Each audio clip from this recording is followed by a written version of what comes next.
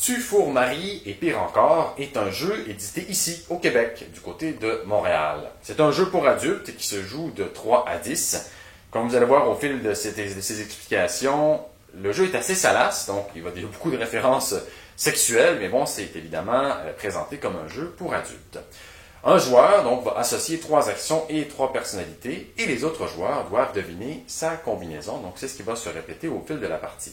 Chaque joueur va prendre un lot de 3 cartes choix. Donc, on peut jouer jusqu'à 10. Les cartes choix ont toutes un espèce de nom fictif ou peu importe, qui n'est pas en lien avec le nom des joueurs, mais surtout qui est numéroté de 1 à 3. Un peu comme les plaquettes qu'on voit ici.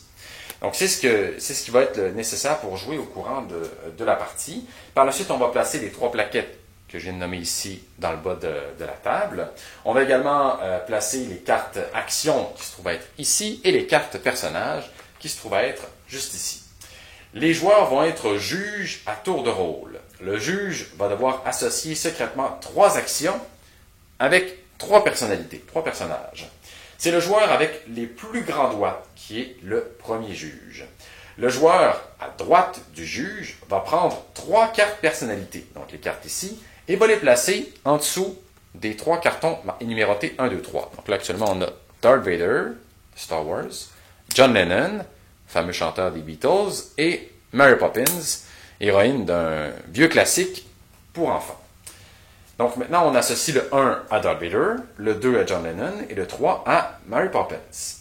Par la suite, la personne qui est toujours à droite du juge va également sélectionner 3 actions. Donc dans les actions qu'il sélectionne, ça se trouve être ici.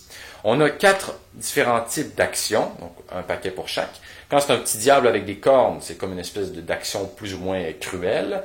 Quand c'est une espèce de bonhomme surprise, ça se trouve être des choix plutôt surprenants, étonnants, hors du commun.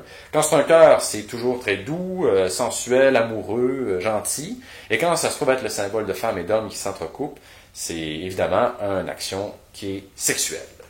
Et donc, pour le bien de la cause, on va sélectionner « Je pars en vacances »,« Je discute philosophie » et « Je prive nourriture ». Donc, « Je prive de nourriture ». Ça se trouve être les 3 actions qu'on va pouvoir associer aux différents personnages. Et à présent que tout est posé sur la table, le juge va jouer ces 3 cartes. Donc, ces cartes que je rappelle qui sont numérotées de 1 à 3, et il va le faire face cachée. Donc, par exemple, il prend ces 3 cartes, elle se dit qui est-ce que je prive de nourriture, qui est-ce que je discute philosophie avec, et avec qui je pars en vacances. Donc, pour le bien de la cause, il va partir en vacances avec Darth Vader, va discuter philosophie avec Mary Poppins, et va priver de nourriture John Lennon. Ces actions, pour ce qui est du juge, sont secrètes. Donc, les gens ne savent pas ce qu'il a placé dans ces cartes. Donc, c'est quoi la combinaison qu'il a réalisée. Par la suite, chaque joueur, en même temps ou à la fois, peu importe, vont placer ce qu'ils croient être la combinaison que le juge a sélectionnée. Donc, chaque joueur va placer ses cartes de façon secrète, comme ça, et afin de déterminer ce qu'il croit être la bonne combinaison pour ce qui est du juge. Et voilà. Donc, maintenant que tout est placé, une fois que tout le monde a tout fait ses choix, on va révéler. Donc, le juge lit la première action et révèle toutes les cartes choix des joueurs. Donc, le juge révèle ce que les joueurs roses et verts ont sélectionné. Et, surprise, surprise, il révèle ce qu'il a choisi. Donc, dans ce cas-ci, on fait la correspondance, on voit que c'était John Lennon. Et on fait ça pour chaque colonne. Donc, la colonne « Je discute philosophie », on révèle cette carte-ci. Donc, c'était le 3.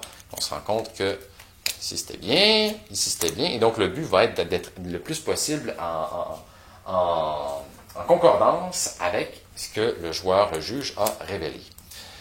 Donc, une fois que tout a été fait, qu'on a tout révélé, on compte les points. Donc, le juge marque autant de points que le nombre de joueurs qui ont trouvé sa combinaison exacte. Donc, actuellement, le juge, donc qui est le joueur brun, marquerait 1, 2 points. Donc, il ferait 2 points. Et par la suite, les joueurs marquent 1 point, donc chacun, parce chaque joueur qui a deviné la combinaison exacte du juge marque 1 point.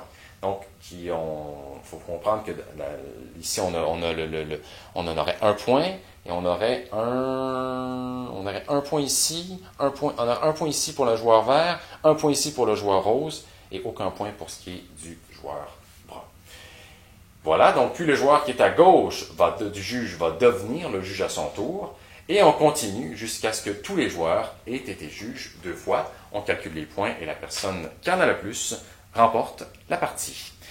Il y a également 2 variantes pour jouer à Tu fourres Marie et pire encore. Je vous invite à venir au Mousse Café pour les essayer.